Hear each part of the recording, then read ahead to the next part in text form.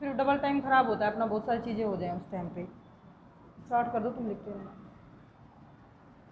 Good morning students, आज हम बात करेंगे राजस्थान के प्रमुख पर्वत, पहाड़ और पठारीय भाग कि कौन कौन से राजस्थान के प्रमुख पर्वत हैं, कौन से पठार हैं और कौन सी पर्वत श्रेणियां हैं।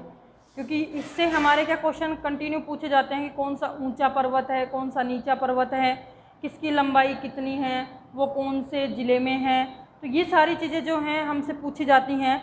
और ऊंचाई का क्रम भी पूछ लिया जाता है। कई बार कोई भी चार दे दिए जाते हैं, उनकी लंबाई जो है, उनकी ऊंचाई जो है हमें याद होनी चाहिए कि 1400 है, ये 1300 है। कहीं से भी उठा लेता है चार और पूछ लेता है इनका क्रम बताइए, फर्स्ट सेकंड थर्ड फोर्थ, तो हमें वो करना होता है।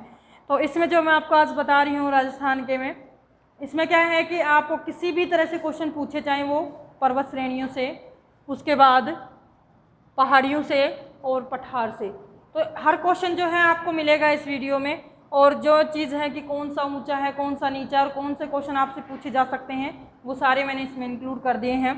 तो हम स्टार्ट करते हैं कि राजस्थान का, क्योंकि पहले जो हमने वीडियो बनाई थी उसमें राजस्थान के भू आकृतिक प्रदेश पे एक वीडियो बनी थी हमारी। उस भू आकृतिक प्रदेश में इसकी बहुत सारी चीज़ें आपको मिलेंगी। उसमें हमने पर्वत, महत्वपूर्ण पठार, महत्वपूर्ण जो श्रेणियाँ हैं वो दी थी, लेकिन कुछ छूट गई थी उसमें। तो आज आप जो हैं हम एक वीडियो ले आए इसके लिए कि हमारे कौन कौन से प्रमुख यहाँ पे पर्वत हैं, कौन कौन सी हमारे यहाँ पहाड़ियाँ हैं और कौन कौन से हमारे यहाँ पे पठार हैं। कई बार ऐसा भी हो जाता है कि पहाड़ी का नाम दे दिया जाता है, पहाड़ियों के 2-3 नाम दे दिए जाते हैं और साइड में उन जिलों के नाम दे दिए जाते हैं, फिर उनको मैच करवा लिया जाता है कि कौन सी पहाड़ी कहाँ है। तो वो भी क्वेश्चन आ सकता है। या फिर आपसे एक पहाड़ी दे दी जाएगी या 2 पहाड़ियों के नाम दे दिए जाएंगे कि जरगा रगा की पहाड़ियाँ हैं, या फिर आपको कोई भी पहाड़ी दे दी जाएगी, उसके ज़िले का नाम नीचे पूछ लिया जाता है। तो यानी किसी भी तरह से आपसे क्वेश्चन पूछे कि कौन से ज़िले से कनेक्ट है, कैसे पूछा जाता है, ये सारी चीज़ें जो हैं आपको इसमें मिलेंगी। तो चलो हम स्टार्ट करते हैं कि राजस्थान की प्रमुख पर्वत श्रेणियाँ, पहाड़ियाँ और पठार। तो आज हमने जो है लिख दिया है राजस्थान के, पहला हमने लिख लिया है क्योंकि अरावली पर्वतमाला तो हमने चर्चा कर ही ली थी उसमें, जो हमारी एकमात्र जो राजस्थान की सबसे प्राचीनतम जो है वो पर्वत श्रृंखला है, यानी विश्व की प्राचीनतम है, राजस्थान की नहीं, विश्व की प्राचीनतम वलित पर्वतमाला है जो हमारी अरावली पर्वतमाला है। और इस अरावली पर्वतमाला में ही अलग अलग ज़िलों में जो है अलग अलग श्रेणियां हैं और इन श्रेणियों के ही सबसे ऊंचे पर्वत हैं, नीचे पर्वत हैं। और हमने पहले चर्चा भी की थी इस चीज़ पे कि यदि हम राजस्थान का मैप देखते हैं तो यदि नीचे वाला पार्ट देखते हैं अरावली का, तो वहाँ अरावली की सबसे सर्वाधिक ऊंचाई होती है और जैसे जैसे हम ऊपर की तरफ जाते हैं वहाँ पे ऊंचाई थोड़ी थोड़ी कम होती चली जाती है।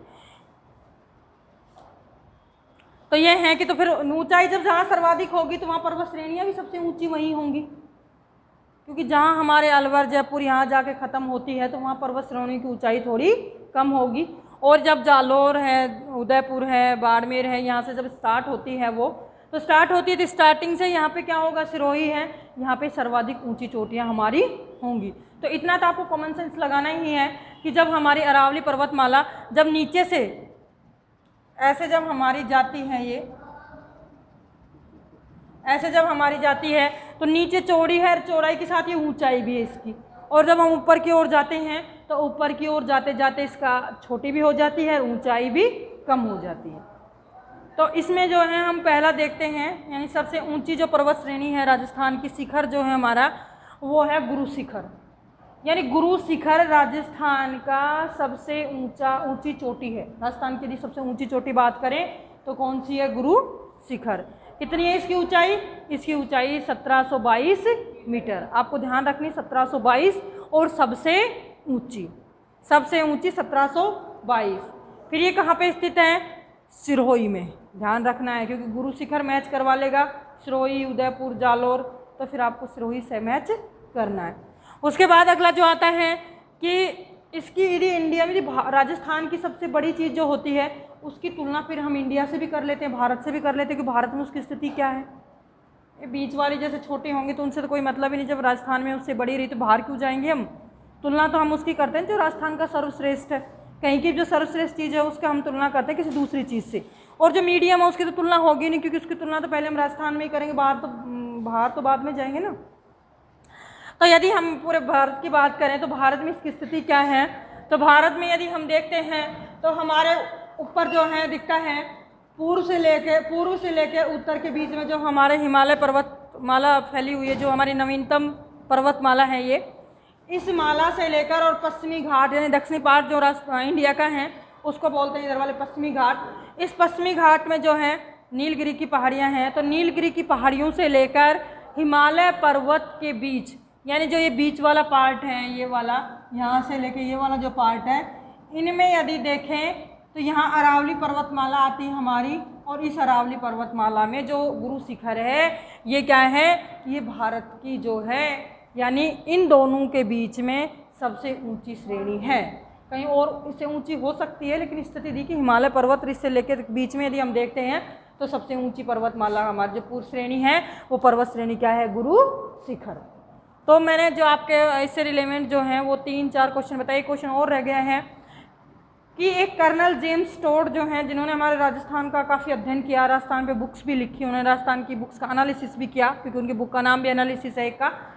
तो इन्होंने जब राजस्थान का अध्ययन किया, राजस्थान की बुक्स का एनालिसिस किया, हमारी कल्चर और संस्कृति सबका एनालिसिस किया, तो उन्होंने क्या कहा, यानी कर्नल जेम्स टोड जो हैं उन्होंने कहा कि ये संतों का शिखर है, कि संत लोग यहाँ पे आके तपस्या वगैरह करते थे, इसलिए सबसे ऊंचा शिखर है, इसलिए इसको संतों का शिखर भी कहा जाता है। आपसे क्वेश्चन पूछा जाएगा कि निम्नलिखित में से संतों का शिखर है कहा जाता है, तो संतों का शिखर है तो आपको ध्यान तुरंत रखना है, यदि संतों के शिखर की बात आती है तो कौन सा शिखर आ जाएगा, गुरु शिखर। तो गुरु शिखर जो है वो सबसे ऊंची चोटी है और संतों का शिखर भी है। यानी मैंने 5 फैक्ट इसके रिलेवेंट लिखे हैं, 5 फैक्ट से आपको क्वेश्चन मिलता है। आप देखेंगे जब क्वेश्चन पेपर सोल्व करेंगे, पिछले पुराने पेपर भी आप सोल्व करना स्टार्ट कर दें, कहाँ से करना है वो बता दूंगी आपको मैं। तो 1722 मीटर है, 1722 मीटर राजस्थान की सबसे ऊँची चोटी है।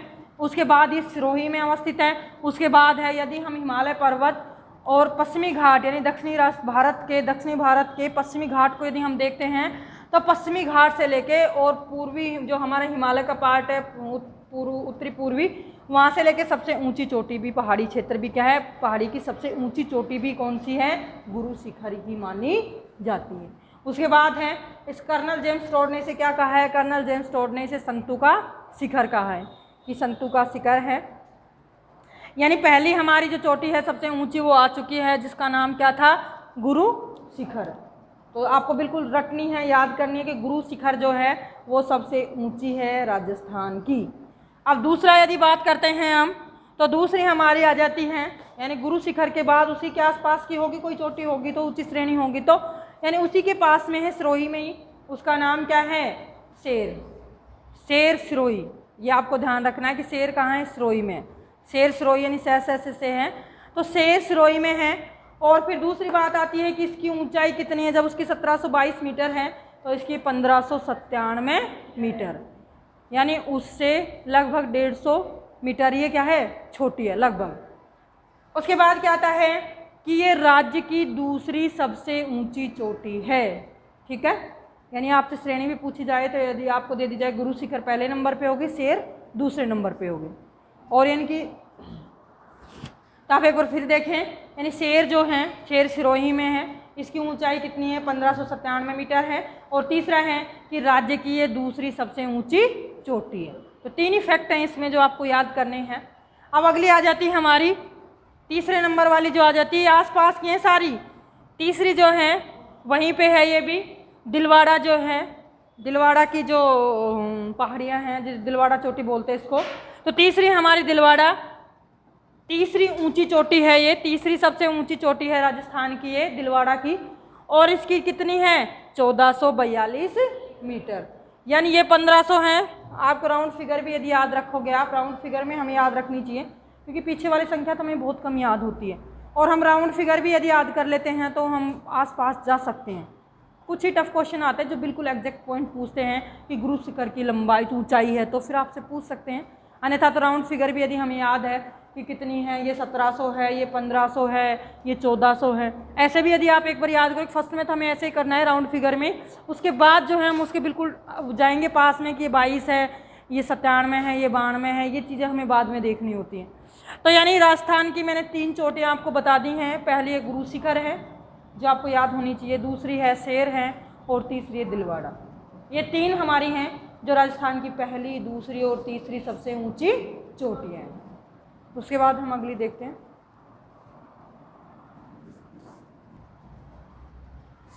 अब हम जो पर्वत श्रेणियां हैं उनकी ऊंचाई के क्रम में जैसे जैसे नीचे होती जाती हैं उसी क्रम में जो है 3 हमने पहले कर ली हैं।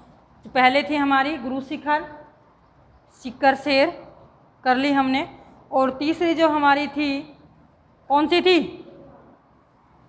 तो हाँ, दिलवाड़ा। अब जो है दिलवाड़ा के बाद यानी हमने दिलवाड़ा कर लिया, 3 कर लिए, दिलवाड़ा, शेर और गुरु शिखर, 3 ऊंचाई के क्रम में हो चुकी हैं। अब ऊपर जो कौन सी आएगी हमारी? अब इससे नीचे आएगी जरगा, और जरगा की पहाड़ियाँ बहुत बार पूछी जाती हैं। वैसे जरगा हम पढ़ेंगे क्योंकि यहाँ पे बहुत सारे मिनरल्स भी मिलते हैं उदयपुर में। तो यानी जरगा की जो पहाड़ियाँ हैं वो कहाँ पे हैं? हमारे उदयपुर में। और इनकी ऊंचाई कितनी है? इनकी ऊंचाई है 1431 मीटर, 1431 मीटर ऊंची है ये। उसके बाद है कि ये चौथी सबसे ऊंची चोटी है राजस्थान की, 3 पहले बता दी, चौथी जरगा है। और अगला जो है भोरट का जो पठार है, वो भोरट का पठार भी कहाँ पे है? यहीं पे स्थित है। तो भोरट का पठार जो है कुंभलगढ़ और गोगुंदा, कुंभलगढ़ और गोगुंदा के बीच का जो क्षेत्र है उसको किसका क्षेत्र बोलते हैं? भोरट का पठार। यानी कहाँ है ये गोगुंदा प्लस, कहाँ पे है? गोगुंदा प्लस कुंभलगढ़।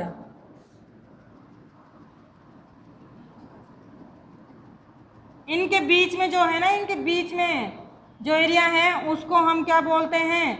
भोरट का पठार। आपको ध्यान रखना है, कई बार पूछ लिया गया क्वेश्चन है कि भोरट का पठार स्थित है, तो आपको बताना है कि गोगुंदा और कुंभलगढ़ के बीच का जो क्षेत्र है वो क्या है? भोरट का पठार है। यानी कि राजसमंद और उदयपुर दोनों के बीच में हो गए ना, दोनों के बीच में इसकी स्थिति है भोरट के पठार की। अगला जो है हमारा यानी 4 श्रेणियां हो गई हैं, 5वीं हमारी है अचलगढ़। और आपको बता दूं कि ऊंची चोटियों का यदि नाम आएगा ज़्यादातर तो सिरोही आएंगी, क्योंकि पूर्व में हमारी सारी श्रेणियां इधर ही हैं ऊंची। तो फिर दूसरी हमारी आती है यानी 5वें नंबर की आती है हमारी अचलगढ़। और अचलगढ़ क्या है? 1380 मीटर, 1300 यानी 1700 से हमारी गाड़ी चली, 1700, 1500, 1400 और फिर ज़्यादा, फिर 1400 में यानी 10-11 का हमारा अंतर आया, 1400 में 11 नंबर पे अंतर आया। फिर उसके बाद 1300 आ गई हैं, उसके बाद 1000 आ गई, फिर 900 आ गई, यानी 800 आ गई। और उसके बाद तो 200, 300, 400 तो सबकी होगी ऊंचाई, जब पहाड़ी है तो ऊंचे तो होगी उसकी। फिर हमारी है ना अचलगढ़ है 1380 मीटर है, और कहाँ पे स्थित है? सिरोही में। आपको यही ध्यान रखना है, ये 5 नंबर मैंने इसीलिए लिखा है कि 5वें नंबर पे ऊंची चोटी है, यानी 5वें नंबर पे राजस्थान की सबसे ऊंची चोटी है, 5वें नंबर की 1380 मीटर है, और कहाँ स्थित है? ये सिरोही में स्थित है। उसके बाद आता है हमारी 6ठे नंबर की आती है रघुनाथगढ़। और रघुनाथगढ़ की जो पहाड़ियाँ हैं, कई बार क्वेश्चन पूछा जाता है, रघुनाथगढ़ की पहाड़ियाँ जो हमारी होती हैं वो सीकर में है, क्योंकि हम सीकर और सिरोही में कंफ्यूज हो जाते हैं कि सीकर में आएंगी सिरोही में आएंगी। तो आपको ध्यान रखना है कि रघुनाथगढ़ की पहाड़ियाँ सीकर में हैं, रघुनाथगढ़ की पहाड़ियाँ सीकर में हैं। और साथ में कौन सी पहाड़ियाँ मैंने बताई थी? मालखेत की पहाड़ियाँ और हर्ष की पहाड़ियाँ, तीनों की तीनों कहाँ पे हैं? सीकर में। ध्यान रखना होगा आपका, रघुनाथगढ़, मालखेत और हर्ष, 3 पहाड़ियाँ हैं, तीनों की तीनों पहाड़ियाँ कहाँ पे आएंगी? सीकर में आएंगी। अब यदि हम सीकर का थोड़ा चर्चा कर देखें हम, तो सीकर के यदि हमारा जब हम मैप बनाते हैं, इधर से लाते हैं मैप, इस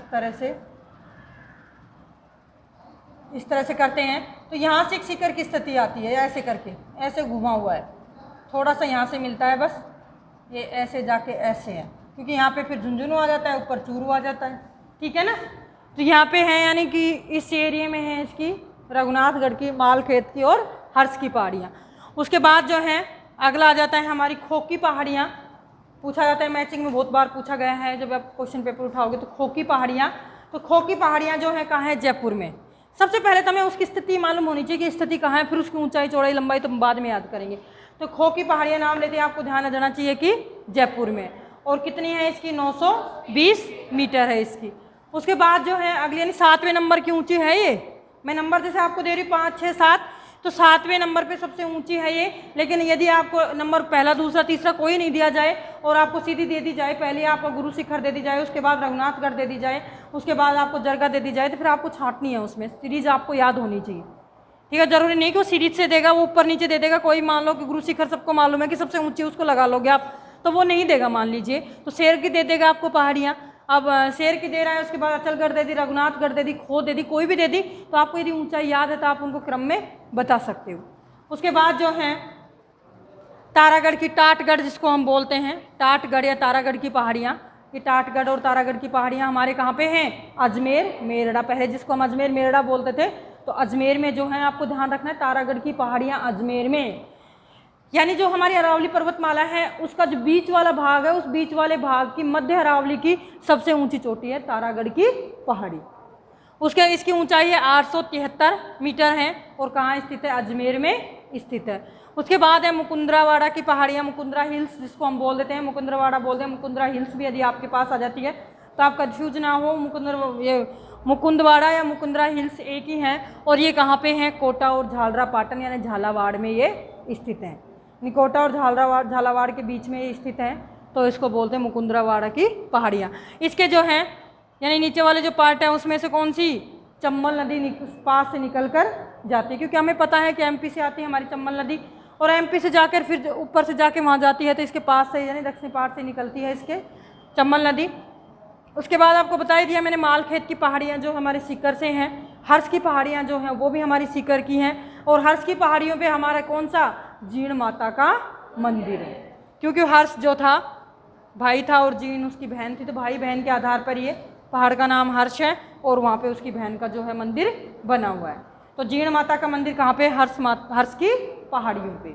तो हर्ष, जीण, मालखेत और रघुनाथगढ़, इन सब का संबंध कहाँ से है? सीकर से।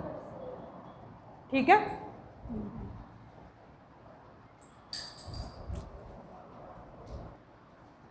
अगली जो हमारी पर्वत श्रेणी जो है ऊंचाई के क्रम में या क्षेत्र के क्रम में या फिर कौन से जिले से रिलेवेंट है वो चल रही है, तो उसमें जो है अगली आएगी हमारी मालाना पर्वत श्रेणी। मालाना जो पर्वत है वो कहाँ पे है? जालोर और बालोतरा यानी बाड़मेर के बीच में। जालोर और बाड़मेर के बीच में जो है हमारी कौन सी है? मालाना पर्वत श्रेणी। उसके बाद आती है मेरवाड़ा की पहाड़ियाँ। मैंने तारागढ़ की बोली थी आपको, अगली कौन सी आ गई? मेरवाड़ा की पहाड़ियाँ। और उसके साथ एक और आ जाएंगी नाग की पहाड़ियाँ। तो ये सारी पहाड़ियाँ कहाँ पे हैं? अजमेर में। मैंने बताया था कि मध्य अरावली का जो पार्ट है उसमें तारागढ़ सबसे ऊंची है, यानी मध्य अरावली की सबसे ऊंची पर्वत श्रेणियाँ पूछे आपसे तो सबसे पहले कौन सी आ जाएगी? तारागढ़ आ जाएगी, 56 की पहाड़ी है। फिर तीसरे नंबर पर आ जाएगी नाग की पहाड़ी है। फिर आ जाता है 56 की पहाड़ी, नाकोड़ा पर्वत, शिवाना पर्वत। कुछ भी आपसे पूछें तो सबका आंसर एक ही होगा, यानी कि 56 की पहाड़ी, 56 पहाड़ी, नाकोड़ा पर्वत या सिवाना पर्वत, ये सब को कहाँ पे हैं? बाड़मेर में। ठीक है। अब ये 56 पहाड़ी क्यों कहा जाता है? क्योंकि छोटे छोटे 56 पहाड़ हैं, छोटे छोटे जगह पे बन जाते हैं ना, एक टूट गया फिर निकल गया, टूट गए फिर निकल गए। ऐसे क्या होती है पर्वत श्रृंखलाएं जब निकलती तो एक क्रम में टूटी निकल जाती है। कई बार ऐसे दिखते हैं यहाँ पे है फिर वहाँ नहीं है, फिर यहाँ पे कई बार देखते हैं आप। तो ऐसे यानी 56 हैं वो छोटी छोटी पहाड़ियाँ, इसलिए इसको 56 की पहाड़ियाँ कहा जाता है, या नाकोड़ा पर्वत। और ये कैसी हैं? यानी यहाँ पे शिवाना जो पर्वत है इस पर्वत के चारों तरफ गोलाकार में घूमी हुई है, इसलिए इनको 56 की पहाड़ी या नाकोड़ा का पर्वत भी कहा जाता है। यानी चार गोलाकार में घूमी हुई है। और किसके गोलाकार में? सिवाना पर्वत के गोलाकार में ये फैली हुई है। अगली आती है चित्रकूट की पहाड़ियाँ जो इम्पोर्टेंट हैं, जो जैसलमेर में है चित्रकूट की पहाड़ी। और जैसलमेर का जो दुर्ग है, जो किला है, इम्पोर्टेंट किला है, जो हमारे मरुस्थली किले में बोला जाता है। मरुस्थल का किला है हमारा ये। जब हम किले पढ़ेंगे तब आपको बताऊंगी कि मरुस्थल के किले के कितने प्रकार होते हैं, तो उसमें एक मरुस्थली किला है ये। तो जैसलमेर में है चित्रकूट की पहाड़ी, आपको ध्यान रखना है। इस चित्रकूट की पहाड़ी पर ही कौन सा किला बना हुआ है? जैसलमेर का किला बना हुआ है। उसके बाद आता है चिड़िया टूक पहाड़ी, ये ध्यान रखना है, दोनों पास पास में ही है। चित्रकूट जैसलमेर उधर है और थोड़ा इधर आते तो चिड़िया टूक पहाड़ी, यानी चिड़िया टूक ले जाके कहाँ बैठती है? चित्रकूट पे बैठती। ठीक, ये ध्यान रखना है आपको। तो इधर से रोटी ले जाके वहाँ बैठेगी। तो यानी चिड़िया टूक की पहाड़ी ये कहाँ पे है? जोधपुर में है। और जोधपुर में जो किला है मेहरानगढ़ का किला, ये मेहरानगढ़ का किला भी कहाँ पे है? चिड़िया टूक की पहाड़ी पर है। यानी ये पर्वतीय किले होते हैं, किले के कई प्रकार होते हैं। जैसे मैंने मरुस्थल का किला बोला, इसका पर्वत किला बोला, तो पर्वतीय श्रेणी के किले बन आएंगे ये, जो कहाँ होते हैं? मेहरानगढ़ का किला है ये। उसके बाद आती है नाग की पहाड़ियाँ मैंने बताई दी आपको, अजमेर में 3 पहाड़ियाँ हैं। नाग की पहाड़ी अजमेर में है, एक आडा वाला पर्वत है, और ये आडा वाला पर्वत कहाँ पे है? बूंदी में। यानी आडा वाला पर्वत जो है वो बूंदी में है। तो इसी क्रम में जो हमने ये आज तक ये पढ़ लिए काफ़ी पर्वत श्रेणियाँ, आपको ध्यान रखनी है, बिल्कुल पढ़ना है इनको। उसके बाद अगले सीरीज में जैसे जो बची हुई वो पर्वत श्रेणी और पठार हम पढ़ेंगे। तो पठार और पर्वत में कुछ भी क्वेश्चन आए ताकि हमारा गलत नहीं हो, और क्वेश्चन जरूर आता है, चाहे एक ही क्वेश्चन आए आपका, लेकिन आता है। एक क्वेश्चन तो बड़ा मायना रखता है जब सिलेक्शन हमारा होता है। तो आएगा यहाँ से क्वेश्चन, आपको रटने हैं, ऊंचाई रटनी है, जिले रटने हैं, कैसी लोकेशन है, ये सारी आपको देखनी है। Thank you.